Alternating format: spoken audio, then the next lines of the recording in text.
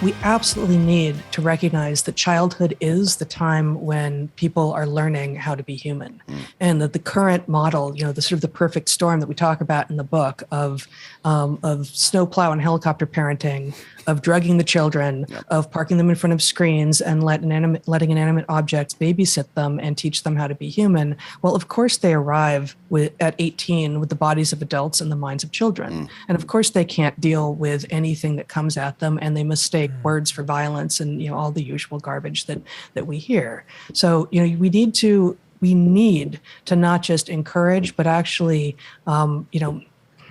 require at some level children experiencing risk, physical risk, mental risk, emotional risk.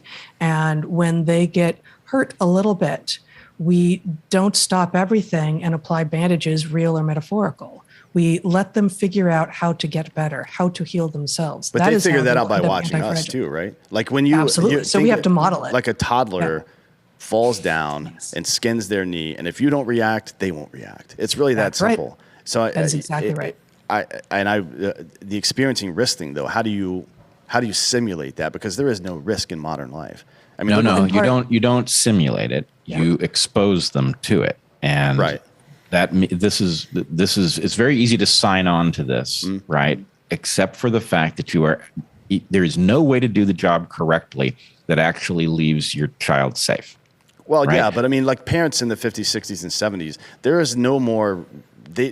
Kids were not getting injured at a greater rate then than they are now. There's no evidence to suggest that. But back then, even in the 80s when I was growing up, it's like, get out of your fucking bed and get out of the house. I'll see you at sundown, bitch. Like, I don't want to see your ass in this house for the rest of the day. Well, and I understand why they did that, because they wanted us to go get the fuck out of their house, to be honest, because they wanted peace and shit. But the result of that was very clear to anyone, and it's that you're accepting some liability, some risk, by not having your eyeballs on that child at all times. That's just how it is, right? So there are two things, though. One is you need to have experience in the world, right? You need the risk to be scaled back in childhood. Not all the way. So like an immunization almost.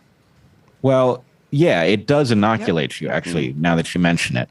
And so the idea, in our house, we have a rule with our kids, right? The rule is, our kids are teenage boys now. Two teenage boys. But this is a rule, since the time we could first explain it to them. And the rule is there are certain things you are not allowed to bust, right? Your head, your eyes, your back, your neck, right? These things are off limits, right? You have to protect them. Now, we'll take care of you if you mess them up. But the point is, it's not really your right to put them at risk. Break your arm, break your leg. This is par for the course, right? And so, and part of what that involves is you're going to learn how to fall. Correct. You're going to learn. Exactly. You're going to learn speed and yes. how to get back up and how to get back on the bike, the horse, whatever it is. Yeah. Yeah.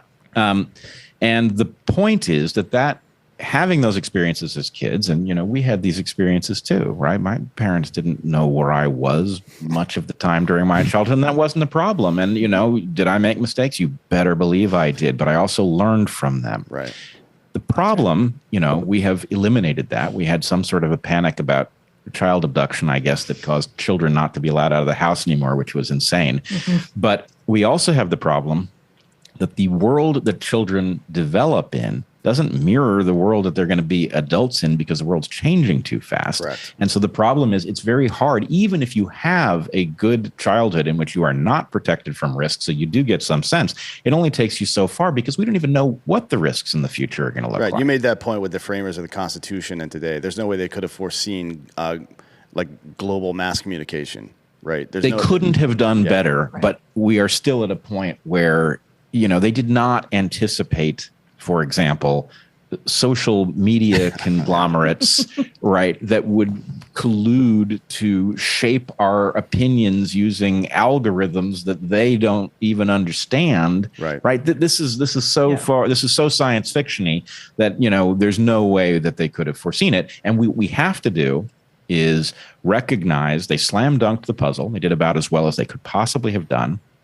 That they nailed the values, even if they didn't instantiate them fully. Correct, they did express them. And the point is, we have to rescue the values that they correctly articulated, and we have to build a structure that actually succeeds in augmenting and protecting those values. Yeah, I get really irritated with the constitutional originalists because I think of it in terms of architecture. If my great-great-great-grandfather built a building and I never did any maintenance to it, and he showed up and saw what it was like in the condition that I left it when I died, he would be fucking pissed and I would be embarrassed. And we should be pissed and embarrassed by how we've allowed there's so much regulation. Forget about the law and all this stuff and the court system. There's so much regulation, like this vaccine mandate shit.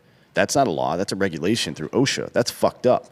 That's like having an unappointed, unelected person make decisions that affect our day-to-day lives with real penalties.